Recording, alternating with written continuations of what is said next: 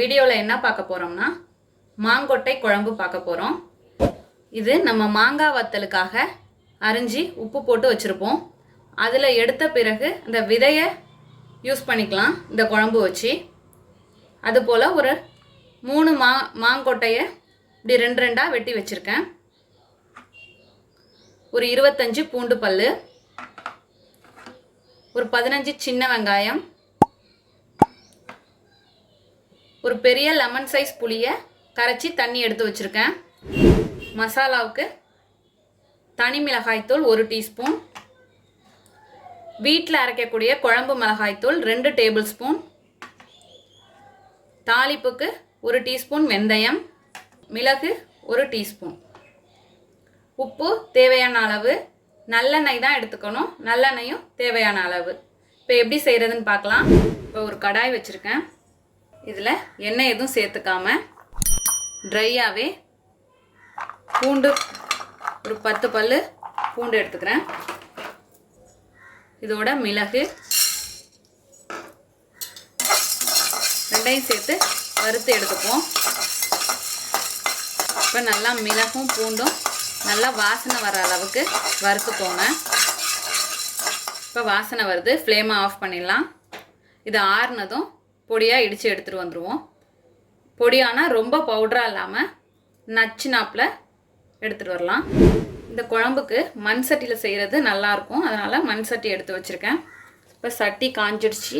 இதில் ஒரு 3 table spoon அளவுக்கு நல்லெண்ணெய் சேர்த்துக்கோங்க. இந்த குழம்புக்கு நல்லெண்ணெய் சேர்த்தா தான் நல்லாயிருக்கும். இப்போ நல்லெண்ணெய் ஹீட் ஆகிடுச்சு. இதில் வெந்தயம் சேர்த்துக்கிறேன். வெந்தயம் பொரியட்டும். இப்போ வெந்தயம் நல்லா பொரிஞ்சிருச்சு. இதோட பூண்டு பல், பேலன்ஸ் உள்ள பூண்டு பல் எல்லாத்தையும் சேர்த்துருக்கேன். இதோட சின்ன வெங்காயம்,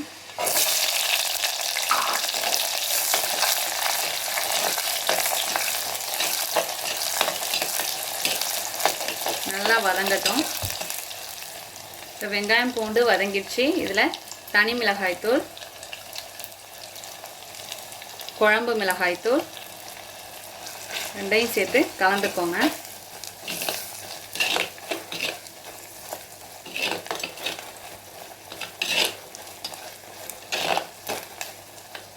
மீடியம் ஃப்ளேம்லேயே இருக்கட்டும். இப்போ இதில் இந்த மாங்கொட்டையை சேர்த்துக்கலாம். நல்லா கழுவிட்டு வச்சுருக்கேன், ஏன்னா அது உப்பு போட்டு நம்ம காய வைப்போம் வத்தலுக்கு. இந்த உப்பெல்லாம் வந்து பூத்துருக்கும், அதனால் நல்லா வாஷ் பண்ணிவிடுங்க. இப்போ இதில் புளி தண்ணி,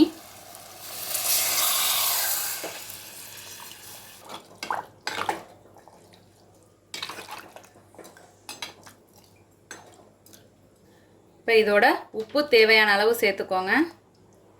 இப்போ இது நல்லா கொதிக்கட்டும், மூடி போட்டுடலாம்.